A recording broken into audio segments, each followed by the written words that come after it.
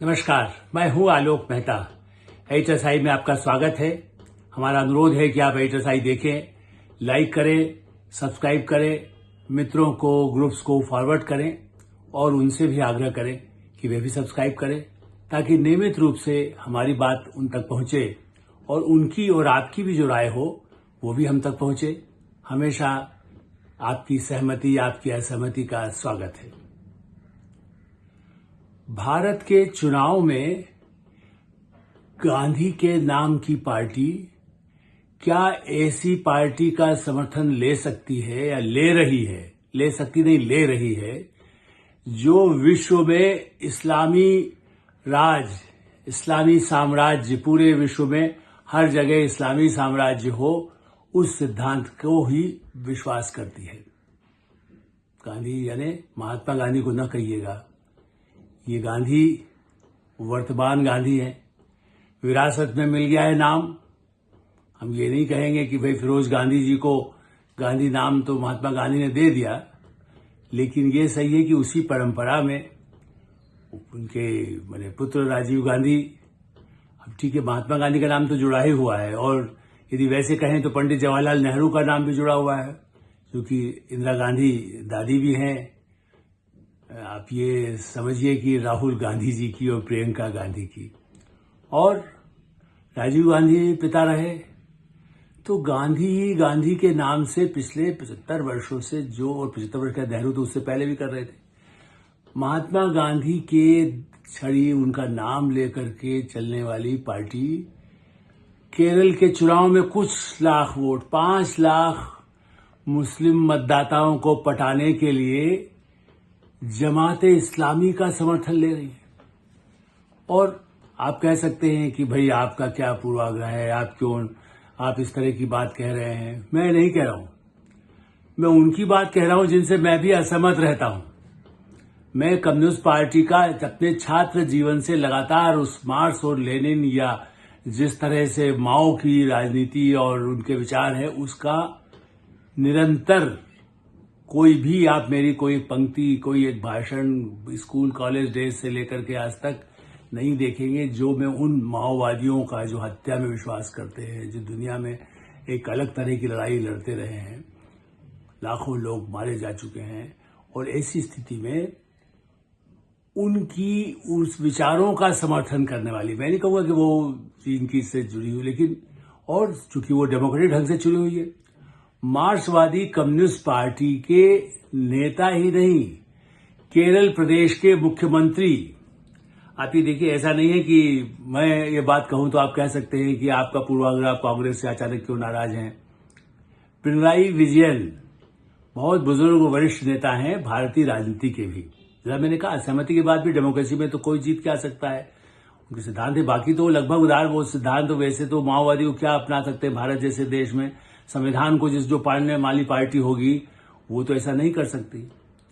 लेकिन जो जमात इस्लामी जम्मू कश्मीर में प्रतिबंधित भी थी, इस चुनाव में जरूर वो कहीं किस तरह से पिछले दरवाजे से या कैसे उस उम्मीदवार कुछ खड़े कर दिए, और उसमें भी विजय नायर का आरोप यह है कि वो उम्मीदवार भी जमात, चाहे वो कहने को अलग शाखा रही है, कुछ रहा है, नाम तो वही है, उसका लक्ष्य भी वही है जो इस जमात इस्लामी का है केरल का, वो ने मार्क्सवादी कम्युनिस्ट पार्टी, कम से कम वो कट्टरपंथी इस्लाम साम्राज्य के नहीं, वो तो धर्मनिरपेक्ष या क्या उससे भी ज्यादा धर्म को न स्वीकार करने वाले, चीन में या रूस में कोई धर्मावलंबी नहीं होते। मतलब वो थोड़े बहुत रहते हैं बाहर से, विदेश से गए हुए, वो लोग अपना धर्म मान ले, वो अलग बात है।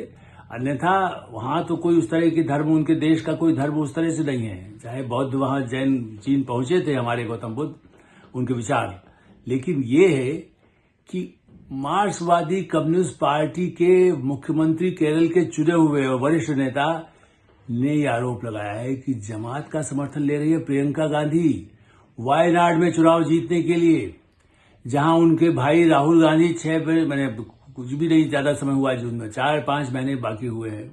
और ऐसी स्थिति में जब वहां से अच्छे खासे वो जीत के गए थे, ये अलग बात है कि तब भी उन्होंने इसी लेफ्ट फ्रंट के, वाम मोर्चे के और वरिष्ठ नेता डी राजा, में उनसे वर्षों से कई बार मिलता रहा हूं, बड़े भले दूसरे तरह के, मतलब जैसे कह सकते हैं कि व्यक्ति हैं, और इसीलिए बीजेपी के व्यक्ति भी उनको ये नहीं कहेंगे, चूंकि सांसद रहे, बड़े वरिष्ठ नेता रहे हैं।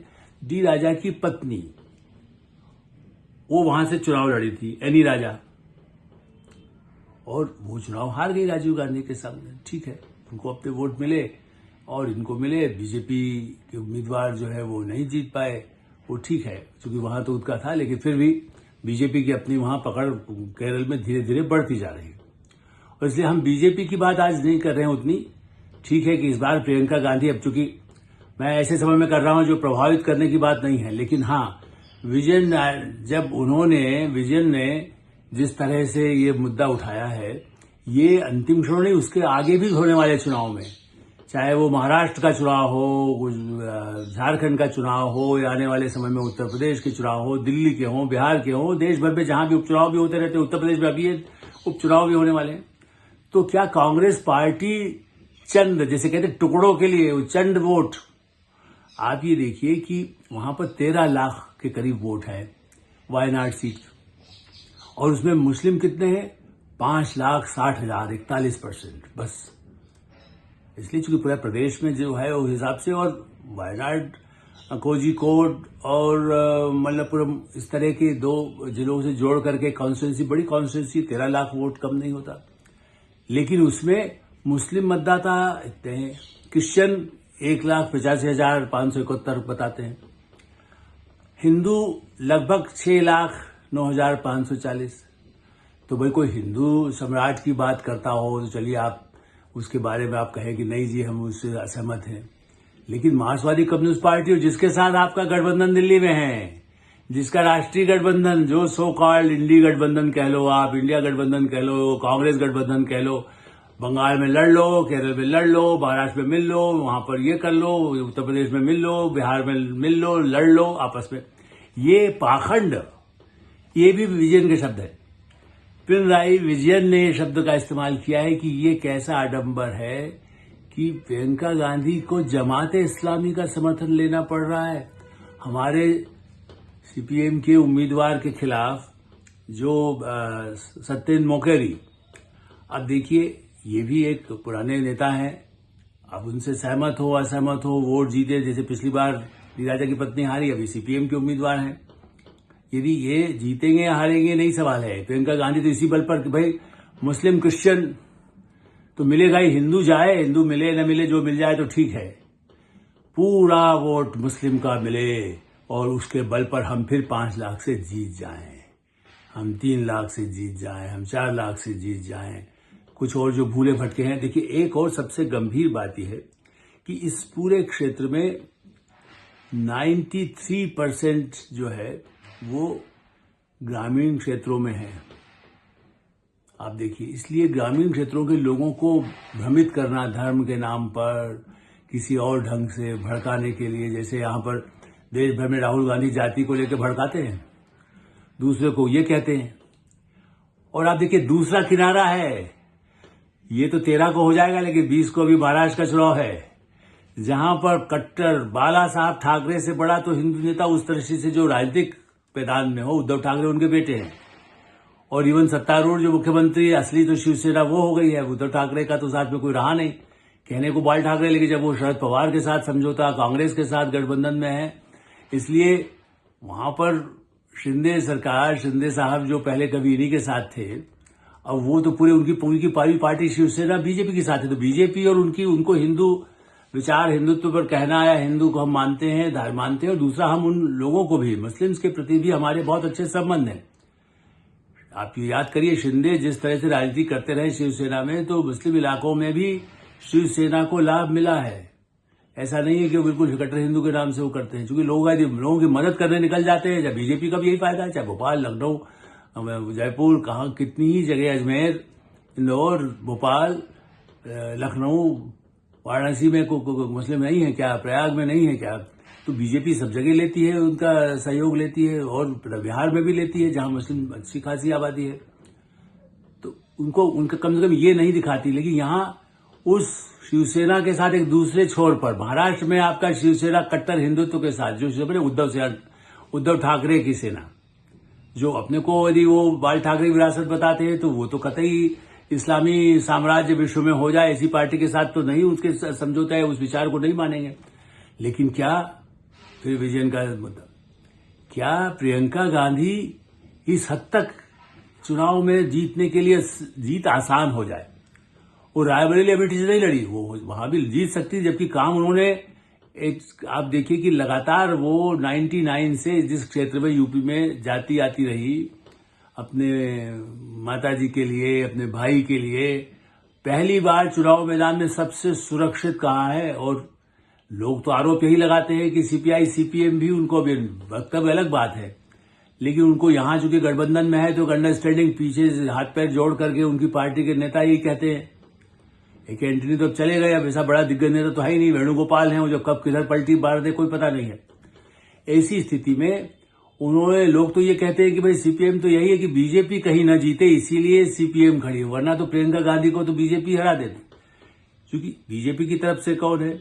नव्या हरिदास, एक युवा, प्रियंका गांधी के खिलाफ भी एक युवा और पार्षद अपने क्षेत्र में बराबर सक्रिय रही, चाहे स्थानीय स्वायत्त संस्थाओं में, नगर निगम में, उसमें बहुत ज्यादा पार्षद भी बड़ी। तो आवश्यक नहीं है कई बार सब, जैसे प्रियंका गांधी पहली बार लड़ रही है, वो तो फिर भी स्थानीय चुनाव लड़के लोगों के बीच काम करती रही।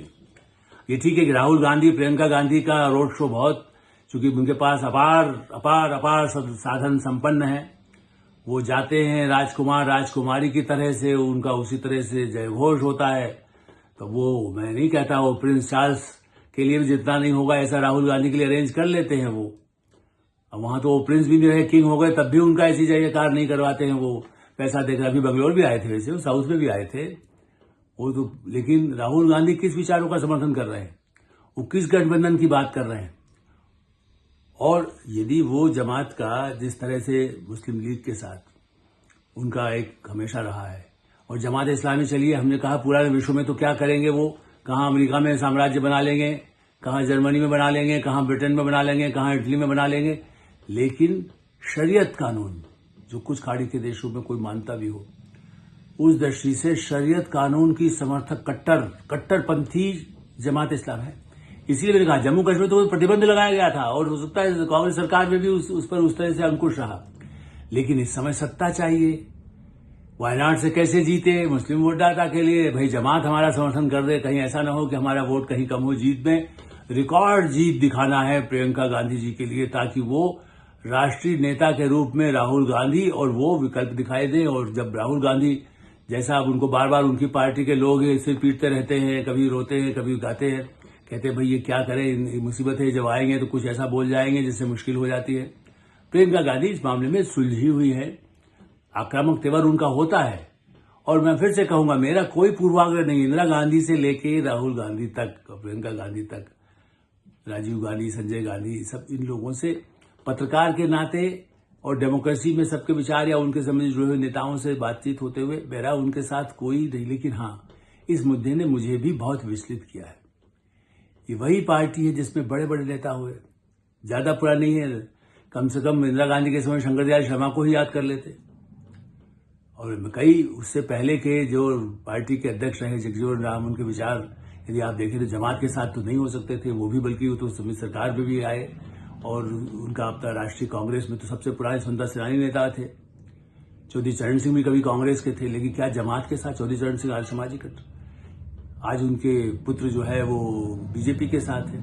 तो मेरा कहना है विचार में आपका परिवर्तन भी हो सकता है, विचार में आप गठबंधन में भी आप हो सकता है आपने किसके साथ समझौते किए। लोग तो बार बार मुस्लिम लीग और फलाना इसके साथ उनके समझौते की बात करते हैं, लेकिन जमात के साथ संपर्क, और चूंकि उनके ही पार्टनर सो कॉल्ड गठबंधन जो बड़ा राहुल गांधी जिसके गाने गाते हैं, न ममता उनके साथ, न पिनराई विजयन उनके साथ, कौन साथ, जो एक दो राज्यों में जहां कर लेते हैं समाजवादी, तो वो वहां तो सारी उपचुनाव में सारी सीटें ही उन्होंने कहा कि भाई समाजवादी चुनाव चिन्ह पर लड़ लो, तो ये गठबंधन हुआ। कांग्रेस का आदमी तो वहां लड़ नहीं सकता, उस हिम्मत ही नहीं जीत सके एक सीट। अखिलेश ने कह दिया भाई जीतता है गठबंधन का नाम तुम रख लो, किसी हमारे ही नाम पर लड़ेगा, कांग्रेसी सभी विचार समाजवादी विचार को मान ले तो हम उनको उम्मीदवार बना देते हैं। बहरहाल तो मेरा यही मानना है कि क्या भारत विरोधी शक्तियों, शरीयत को मानने वाले कट्टर मुस्लिम विचारों को समर्थक जो मुस्लिम भी मानने को तैयार नहीं है, क्या सलमान खुर्शीद जमात के इसी बात का समर्थन करते हैं कि शरीयत लागू कर दिया जाए, भारत में संविधान की धज्जियां उड़ा दी जाए? क्या जितने और बड़े नेता रहे, तारिक अनवर आज भी उनके साथ है, वर्षों से हमने देखा है कितने उदार उनके विचार रहे हैं, क्या तारिक अनवर भी ये मानेंगे कि हाँ जमात ही हमारी आदर्श है, उसी के सिद्धांतों के बल पर हम समर्थन कर सकते हैं? कल जमात भी तो आपसे कुछ मांगेगी। और जनता में जो ग्रामीण, जैसा मैंने कहा, शहरी क्षेत्रों की आबादी तो बहुत ही कम है, माने आप समझिए 1 लाख से कम है शहरी, ज्यादातर तो वहां पर सब ग्रामीण क्षेत्र के हैं। और राहुल गांधी वहां जाति जनगणना का मुद्दा क्यों नहीं उठाया भाई? बड़ा रैलियां की उन्होंने।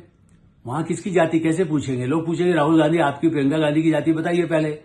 आप कश्मीरी हिंदू हैं, आप कश्मीरी ब्राह्मण हैं, आप पिछड़े हैं, आप पारसी हैं, आप क्रिश्चियन हैं, क्या हैं? सवाल ये है, इस तरह की राजनीति में न अपनी जाति न बता सके, अपना धर्म कहने को जो जहां सुविधा हो जाए वहां दिखा दे। आप चर्च में चले जाओ तो ठीक है, आदर्श है, हम भी वेटिकन जाएंगे तो घूमने के लिए जा सकते हैं। मस्जिद घूमने के लिए प्रधानमंत्री नरेंद्र मोदी अबू धाबी भी गए तो वहां जाकर के परिक्रमा करके आ गए मस्जिद का। उनसे कोई उनको आपत्ति दिखाई गई उनको, भाई ये यहाँ पर है।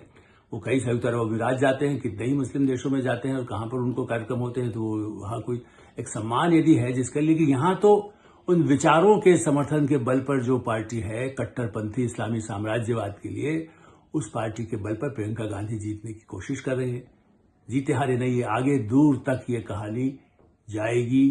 ये अध्याय, काला अध्याय, कांग्रेस इस कलंक को प्रियंका गांधी के पहले चुनाव से कैसे धो पाएगी? एडिटर साहब हम यही विराम देते हैं।